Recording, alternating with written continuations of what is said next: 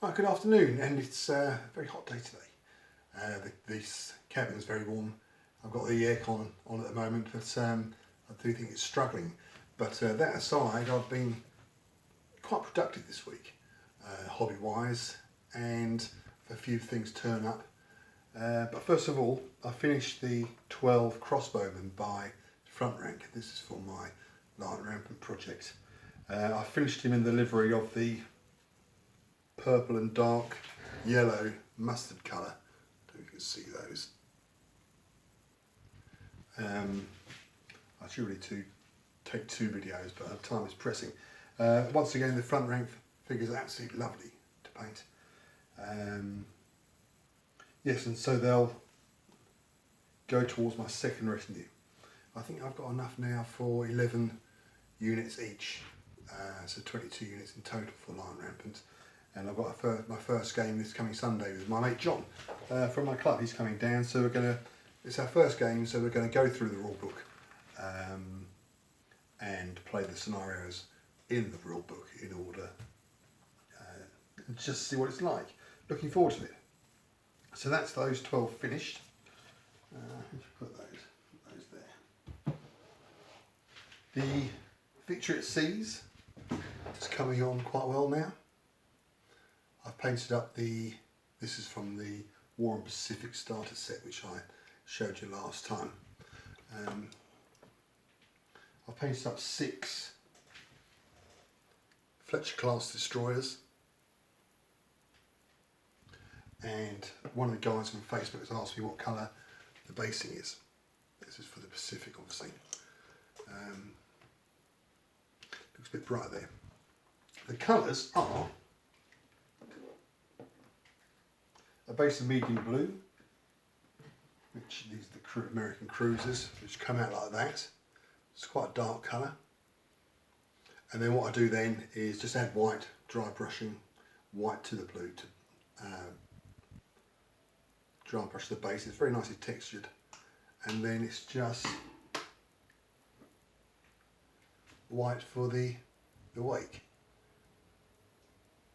I originally painted the edging of the base of which I've slightly got used to now. I painted it ultramarine blue, and it was almost like a purple colour compared to the sea surface, so I've gone back to my favourite dark Prussian blue. Yes, and I do like them. I must admit, I do like this painting ships, lovely and easy, and it's just something a little bit different. And the good thing is that John, who's coming over Sunday, has bought the starter set as well, so it's all good stuff. I had a weak moment and ordered the Imperial Japanese fleet, so I'm waiting for that to come through. So that's that. Now the cabin had its first visitor during the week, and that's Sean Bryant, who's got a YouTube channel, Metal Mercenaries. And I've known Sean through Skyping and stuff like that for a couple of years, 3 years, and great painter, and he's quite well known in the hobby, and he's got a family down the south coast, and he drove up to see me, and we chatted for 2 or 3 hours, I think it was in the end. Shame it was so hot, because it was too hot to play a game in here. So we'll do that next time he comes up. And as usual, Sean, ever generous, brought Joe, my wife. You see, Sean had a lot to do with the setting up of First Corps figures. And First Corps, he had a range of teddy bear figures, and these were for wargamers to take home to their wives, wargaming widows, to placate the bring-in of all the stuff wargamers buy at shows, and this is for the ladies, you see. Try and get them on side. I think there's a few more in this series of teddy bears. I don't think you can get many more. Napoleon and the Old Guard Grenadier. So I'll paint those up for Joe at one point. Thank you, Sean. And not only did he bring that, he also brought me, not that, not those, my reference sheets at Sunday's game. He told me about this. Now, I always thought 1/72 would be too small for 28mm wargaming. But it's a big old kit. Pricey, so thank you, Sean. And I'll give myself a 28mm figure. That's the size of the castle. You see? Sean decided that the doors need widening, which I agree. But for skirmish gaming, that should just do nicely. There's a big old castle. So I'll leave a link for Sean's channel, Metal Mercenaries. He's a great painter and a good bloke. Great bloke. So that's that. Now I just had a doorbell. The doorbell rang. And this parcel's arrived. Just take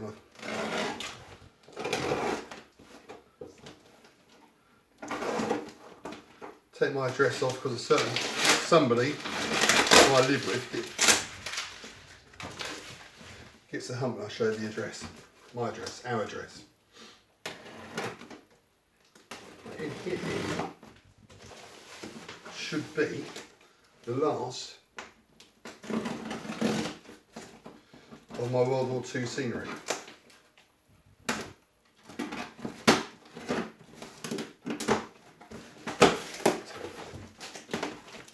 Again, this is from The Last Valley, which is only available, I think, on Facebook. So certainly go over there and have a look. Andy's a great bloke and does sell some very, very nice stuff. I've shown my stuff, the bits and pieces I've had from him before. So I wanted 2 6-inch lines of trees. This is mainly for my Normandy. You see something's running around in the roof. I think it's a cat, but it does sometimes sound a bit larger. So it's that.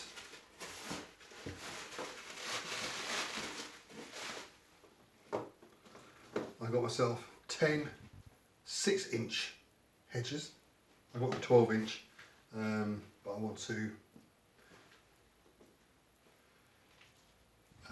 have a sort of a very large bocage type terrain board. So I wanted the smaller ones just to have the infills.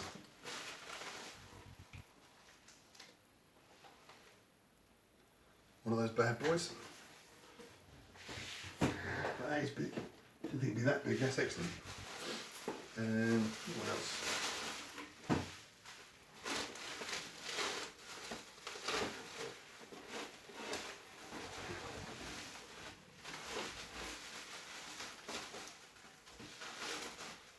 So it's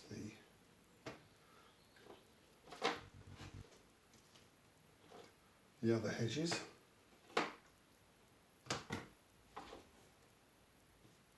Now it does run a 20% discount.